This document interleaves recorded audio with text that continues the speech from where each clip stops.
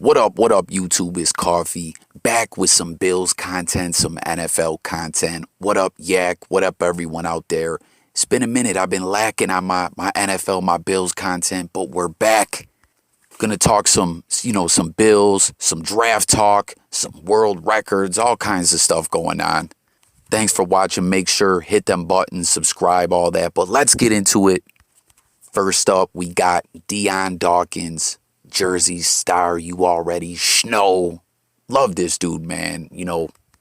Outstanding left tackle.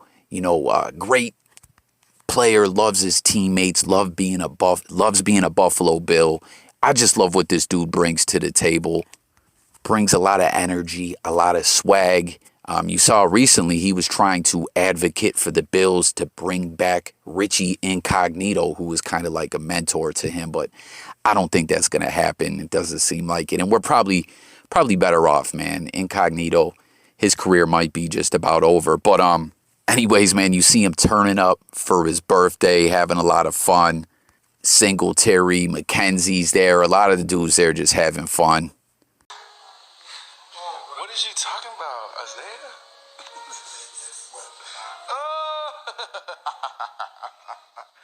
Speak, Zay.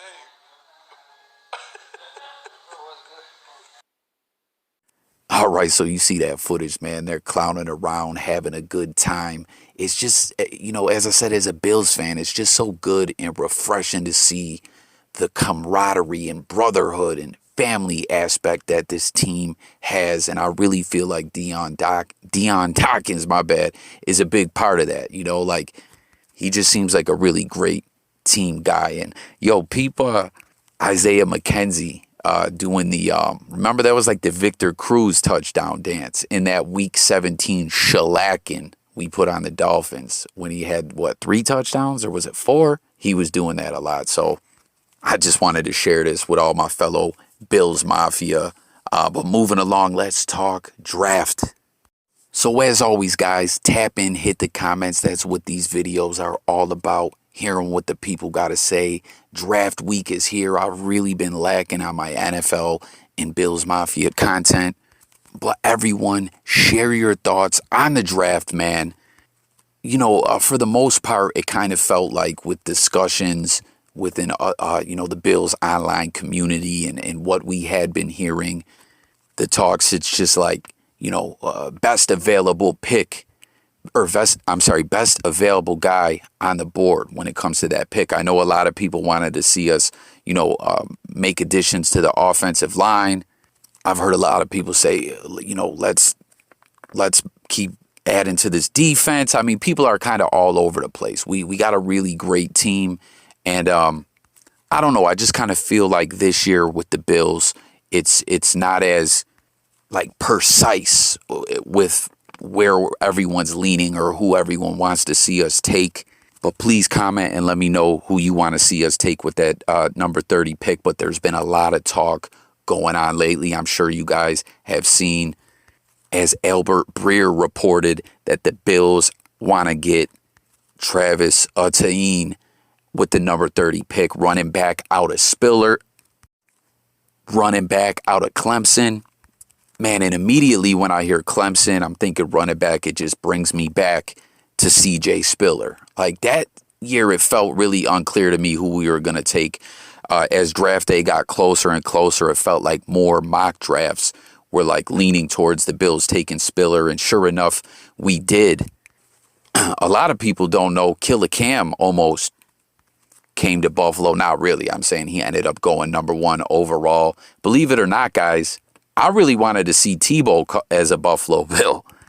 But mentioning Spiller and, Travis Etienne and everything in Clemson, Albert Breer's, report on the Bills' interest in him, and then Brandon Beane saying that running back may be something that we might be inclined to pick if there's a guy that has something like home run ability, a guy that is a home run threat. And that kind of reminds me of what CJ Spiller was with that speed. And, he was amazing in Clemson and he was great in the NFL too. Guys, comment what your favorite CJ Spiller memories. I mean, That dude was amazing. Obviously, his career didn't pan out as well as probably a lot of people thought it would, or even us. Like when we got Spiller, I was going nuts. And I ended up kind of being surprised we let him walk when free agency came. If you guys remember that season leading into free agency, he had a really bad injury. It was like hard to watch, but I don't know. It was kind of sad to see Spiller leave, as well as some other running backs that I always talk about in my Bills commentary. Like I hated seeing Fred Jackson cut. I hated seeing McCoy go like that. But I was just talking with one of my buddies recently, and I mean this isn't anything that's breaking news that anyone doesn't know. In the NFL, the lifespan of a running back is like you could be the man one day and a free agent the next day. That's just the way it goes. I always throw Sean Alexander's name out there when I'm talking about having that conversation. But anyways, the talks are really heating up about Travis, based on these reports and other behind the scenes stuff going on. But at the end of the day, we all seen that movie Draft Day, right? You never know what's going to happen. Yo, side conversation too. Isn't it wild? Draft Day was actually going to be based in Buffalo, but the organization didn't want it, so they went to Cleveland. But what does everyone think about Travis? I'm hearing a lot like, we know our rushing attack was kind of somewhat lackluster last year. I mean, I don't think it's a talent thing. We just had problems at times getting that momentum going with the run game. Our pass game was great. A lot of people feel we need to adjust the O-line for these reasons. But with all this talk and rumors going on, things are really heating up where there's people speculating that Singletary could get traded, that we might try to finagle things around to get another draft pick. Like, I don't really know at the end of the day what to think about all this. I mean, I love our running backs, but a home run threat guy is always great to have. But as we know, they're not always an every down running back in the NFL. Like we were just talking about Spiller. A lot of people anticipated he could do that in Buffalo, but or just in the NFL period, but it's not how things went. Now, Travis has some really amazing college stats, man. Last season, 168 attempts, 914 yards, 14 TDs, averaging 5 yards a carry. 2019, 1,614 yards, averaging 7.8 and 19 touchdowns. 2018, 1,658 yards, averaging 8.1, 24 touchdowns. And 2017, 766 yards, 7.2 average, 13 touchdowns. So I don't know, like, what does everyone think? Like, let's just discuss it all. Your thoughts on him, your thoughts on who we should take. Do you think he'll even be there at number 30? I mean, who knows?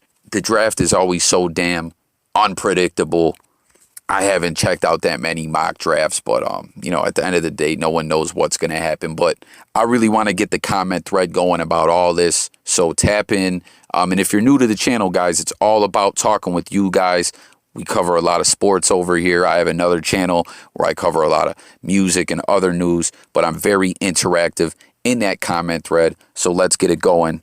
Travis to the Bills. Could Singletary be on the trade block? CJ Spiller memories. Let's talk about it all, but I want to move on to the last topic. And that's this new world record by Gronk. What are your guys' thoughts on this? Whenever Gronk comes up on the channel, being that I'm such a diehard Bills fan, Gronk, heated rival of ours, his time in New England. We know he's in Tampa now, got himself another ring. I don't even want to talk about it. But, he is from Buffalo, New York. And even though he was our rival, I always got to put it out there that I always respected Gronk. I mean, he's a hell of an athlete.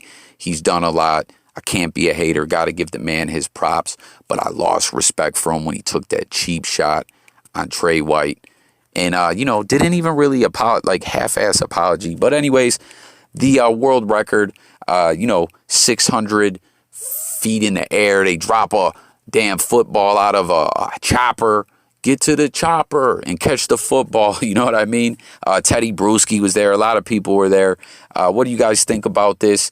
Is this a world record that is like an accomplishment really to break? Like, let's talk. I'm not trying to downplay what Gronk did. Like, what I mean is this actually hard or like physically demanding? You know, like would probably hurt like hell? I don't know. Or is this just the kind of world record that doesn't really get broke because no one really attempts it? I don't know. I'm just curious to know what everyone thinks. But we know Gronk, you know, is outside of football. He's done stuff in the WWE, some minor acting, a lot of different other stuff he does as a celebrity, which, you know, reportedly Gronk hasn't really touched his NFL money. Endorsement money and other money that he's got is what he's been living off. And he's got everything all, you know, planned for after football. So salute to him for that. And, you know, on top of everything he's already done, he can add this new, Guinness Book world record holder to his resume. So let's talk about that as well as everything else.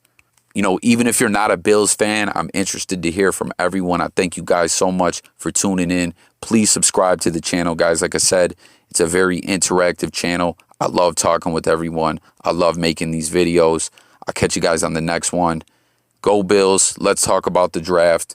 Gronk world record and Jersey star. You already know, turning up with his teammates for his birthday. I'm out of here. Peace.